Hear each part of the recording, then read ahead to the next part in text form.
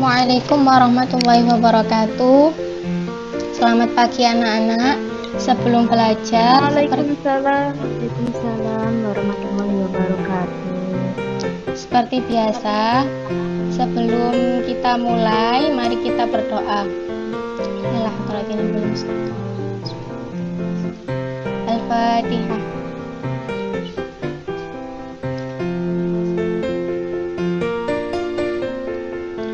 Bagaimana kabarnya anak-anak? Semoga semuanya selalu dalam lindungan Allah SWT. Sehat-sehat di rumah, jaga kesehatan. Hari ini puasa semua ya. Belajar di bulan puasa ini, ibu pengennya yang serius tapi santai, biar nggak ngoyo-ngoyo, biar gak terasa lapar dan hausnya. Tadi pagi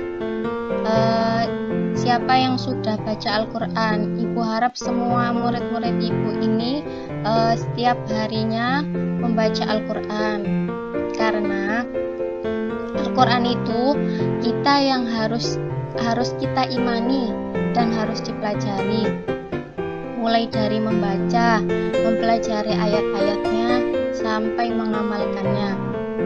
Kalau misalkan belum bisa mempelajari artinya, belum bisa mengamalkannya, ya kita membaca aja, membaca setiap harinya, membaca istiqomah. Nanti lama-lama hati kita terbuka buat mengamalkannya, terutama kepada keluarga, terutama kepada kakak, adik, ataupun mungkin bahkan orang tua yang belum atau yang masih awam dengan agama. Iman kepada kitab Allah Subhanahu wa Ta'ala berarti percaya dan yakin dengan sepenuh hati bahwa Allah Subhanahu wa Ta'ala telah menurunkan kitab-kitabnya kepada para rasulnya. Ajaran yang terdapat di dalam kitab tersebut disampaikan kepada umat manusia sebagai pedoman hidup agar dapat meraih kebahagiaan di dunia dan akhirat. Itu kalau misalkan tidak ada pedoman, hidupnya terserah, hidupnya sakarepe dhewe jawane, nanti pasti banyak masalah. Entah itu entah itu tidak disukai teman karena tidak tahu cara bertata krama sesama teman, atau tidak disukai para guru-guru karena tidak mengetahui adab-adab atau tata krama kepada yang lebih tua. Sudah dijelaskan di dalam surat Al-Maidah ayat 16 yang artinya, dengan kitab itulah Allah memberi petunjuk kepada orang yang mengikuti keridhoannya ke jalan keselamatan, dan dengan kitab itu pula Allah mengeluarkan orang itu dari gelap gulita kepada cahaya dengan izinnya dan menunjukkan ke jalan yang lurus.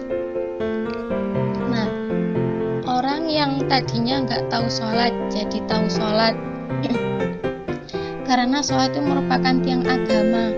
Kalau misalkan hidupnya banyak masalah, misalkan kalau di jajaran kayak para orang tua banyak hutang, mungkin ada banyak hutang, gak bisa bayar hutang, itu mungkin ada kesalahan, entah itu di dalam sholatnya, entah itu di dalam wudunya dan sebagainya.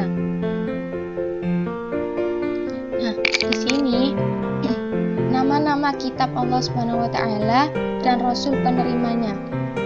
Yang pertama ada kitab Taurat, kitab Zabur, Injil, dan Al-Quran. Nah, kitab yang pertama kali turun itu kitab Taurat yang diturunkan pada abad ke-12 Masehi. Kitab Taurat ini diwahyukan kepada Nabi Musa alaihissalam. Nah, kitab Taurat ini apa sih, Bu? Kitab Taurat ini itu berarti hukum atau syariat. Pada saat itu, Nabi Musa alaihissalam diutus oleh Allah untuk berdakwah kepada bangsa Bani Israel.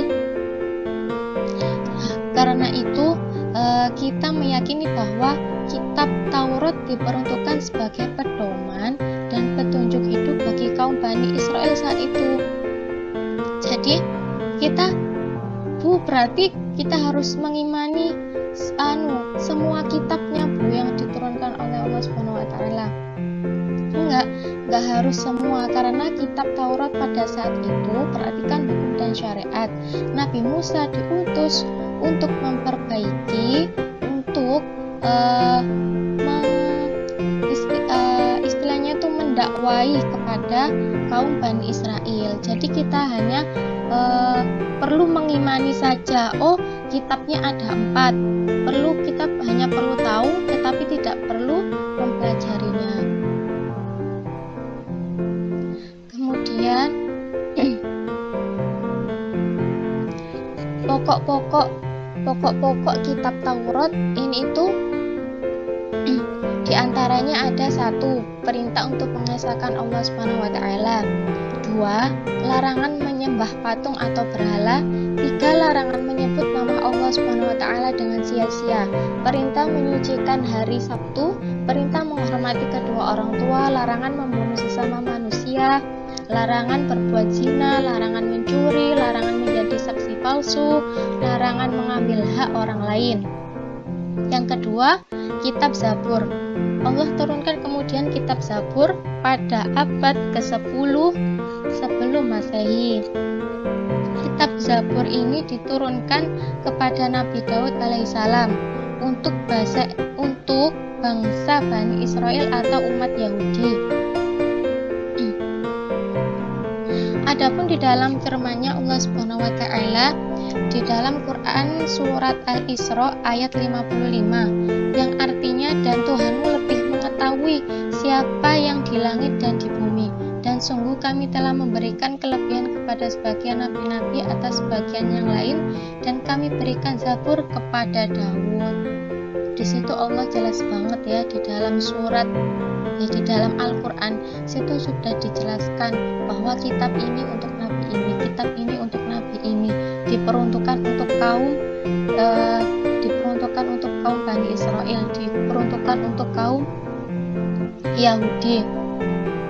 Segala sesuatu yang ada di bumi ini itu di Al-Quran ada semuanya. Kemudian yang ketiga, kitab Injil. Kitab Injil ini diturunkan pada abad ke-1 Masehi. Kitab Injil diturunkan kepada Nabi Isa alaihissalam, diwahyukan di daerah Yerusalem. Kitab ini itu awalnya menggunakan bahasa Suryani. Kitab ini menjadi pedoman pada kaum Nabi Isa alaihissalam, yakni kaum Nasrani.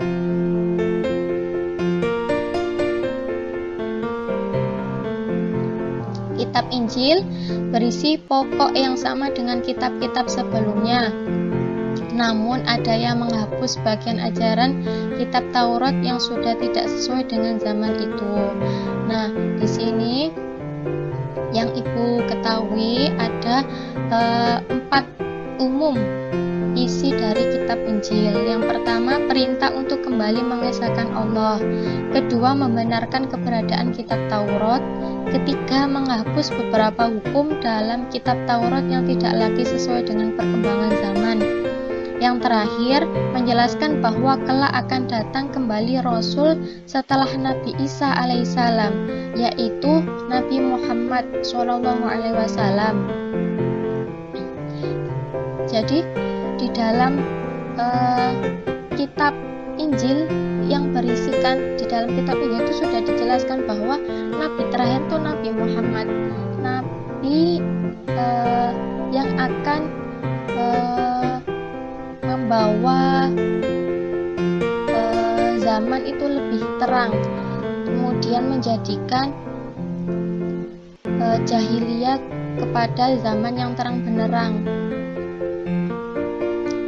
Yang terakhir, Al-Quran.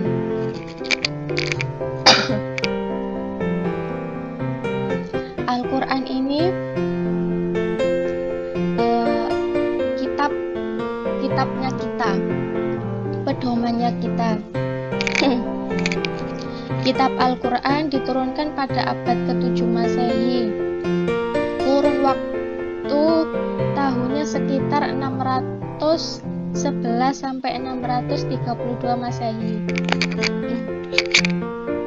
Kitab Al-Quran diturunkan Allah kepada Nabi dan Rasul yang terakhir, yaitu Nabi Muhammad SAW. Kitab suci Al-Quran ini tuh diturunkan Allah Subhanahu wa Ta'ala sebagai penyempurna, sebagai pembenaran kitab-kitab sebelumnya. Di dalam firman Allah di dalam Al-Quran surat Al-Imran ayat 3 yang artinya Dia menurunkan Al-Quran kepadamu menuju ke Muhammad yang mengandung kebenaran, membenarkan kitab-kitab sebelumnya dan menurunkan Taurat dan Injil. Nah, wahyu pertama yang diturunkan Allah ini tuh bertempat di Gua Hiro. Turunnya wahyu-wahyu berikutnya sampai seluruhnya diturunkan oleh Allah Subhanahu wa Ta'ala. Secara umum, pokok-pokok ajaran yang terkandung di dalam Al-Quran itu yang pertama tentang akidah. Akidah ini tuh keyakinan. Hal-hal yang berkaitan dengan keyakinan seperti mengesahkan Allah Subhanahu wa Ta'ala dan meyakini malaikat-malaikat Allah Subhanahu wa Ta'ala. Nah, sekarang kita meyakini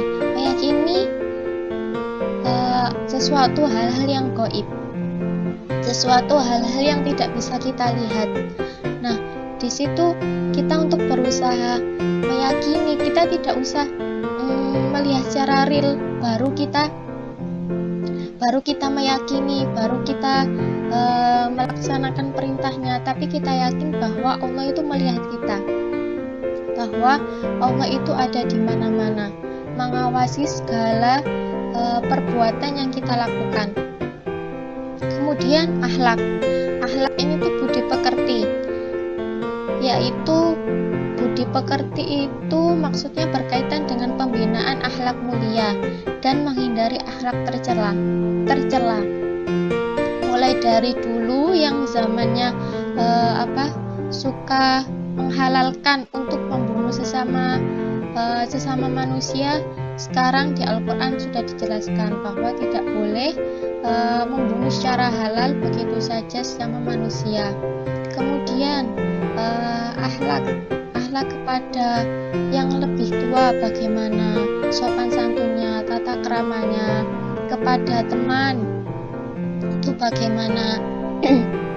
Kemudian yang lebih muda kepada adik itu bagaimana, harus bisa mengayomi. Kalau kepada adik itu harus bisa memberikan contoh yang baik.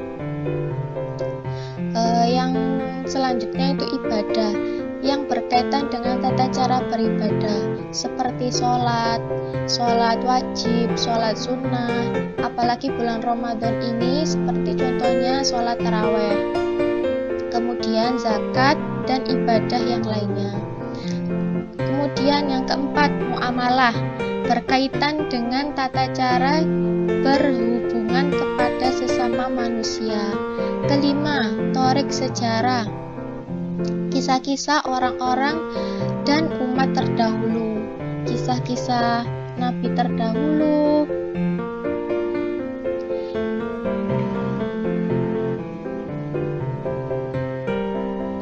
Kemudian Al-Quran itu terjamin kemurniannya.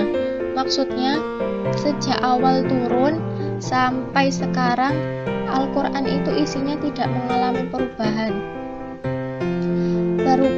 baik itu penambahan maupun pengurangan.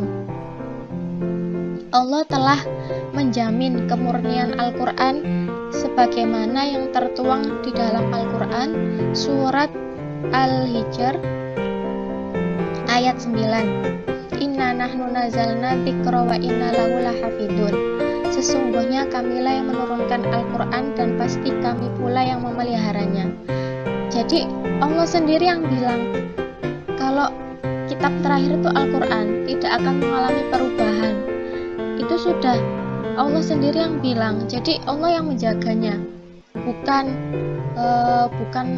para wali, bukan para ulama, bukan nabi, tapi Allah sendiri yang akan menjaga Al-Quran. Makanya kita kalau pegang Al-Quran itu harus hati-hati, diharuskan berwudu, apalagi kalau mau membaca, bersuci, menghadap kiblat.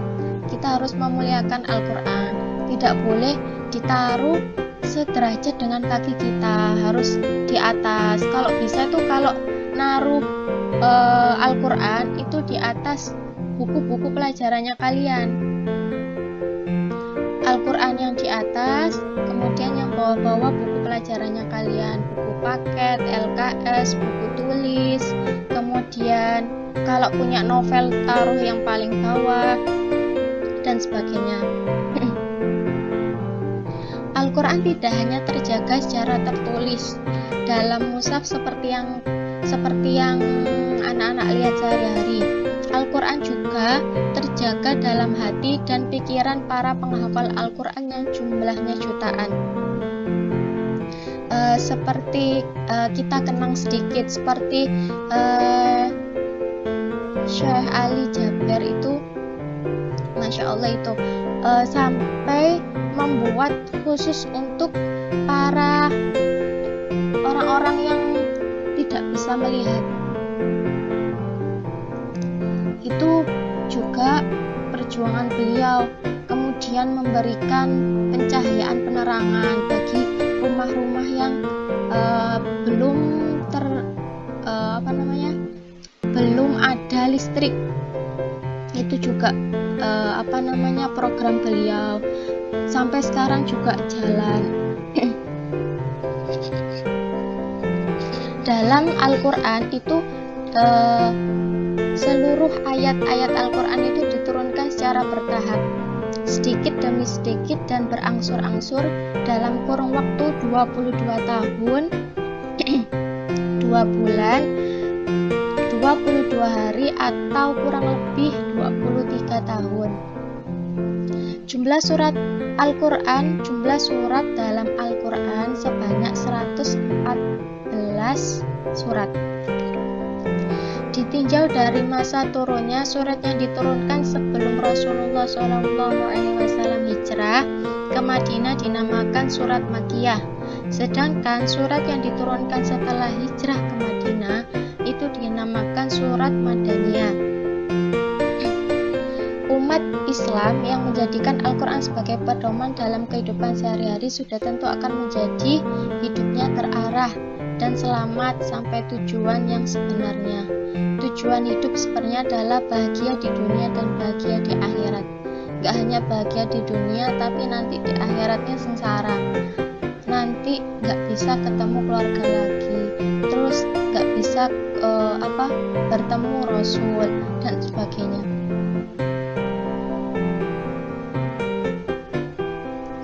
Mungkin itu yang bisa Ibu sampaikan, Ibu jelaskan pada pagi hari ini.